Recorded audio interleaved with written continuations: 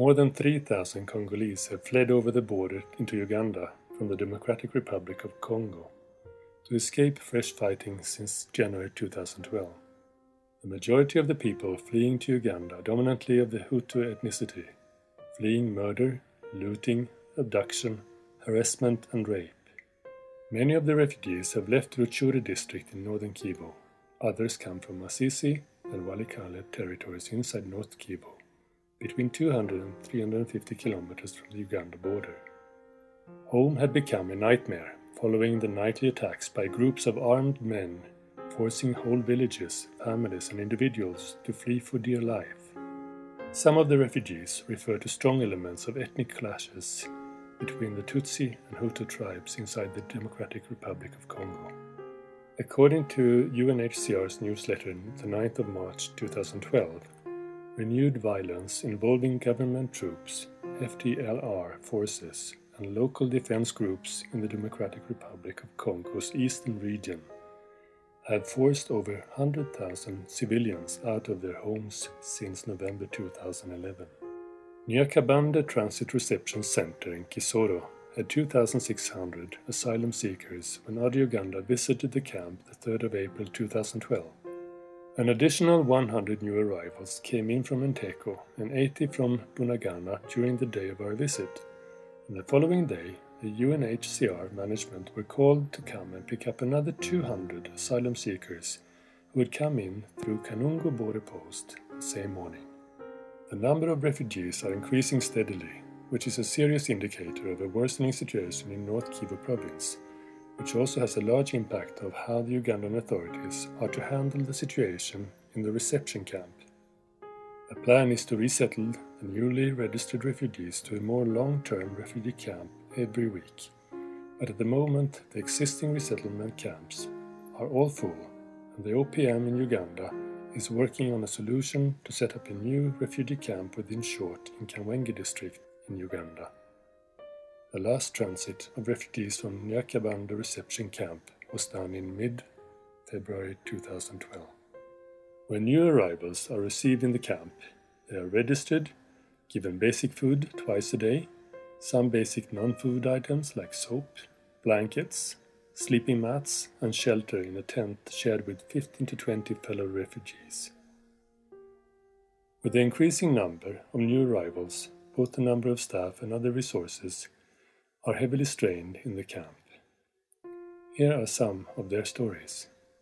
I am Mrs. Musabimana. Yes, the little girl that had gone out of the camp is my daughter. I came from Chikagale in Congo, and our home is near a thick forest. Armed men used to come at night and they would rape the women, beat up our husbands, and kill those that resisted their activities. No, my husband was never beaten, but he always kept in hiding until God gave us a chance to escape unassaulted. We came to the Nyakabande camp on the 23rd of February 2012. And since we came to the transit center, we found this place to be a safe place to hide away from the strife and terror back home. If there is an opportunity for us to be resettled in a permanent place where we can engage in some livelihood enhancement activities, we would be glad to go. The supporters of either party started attacking those in the opposite side, beating, killing and robbing them of their assets, inflicting pain and insecurity which forced us to flee.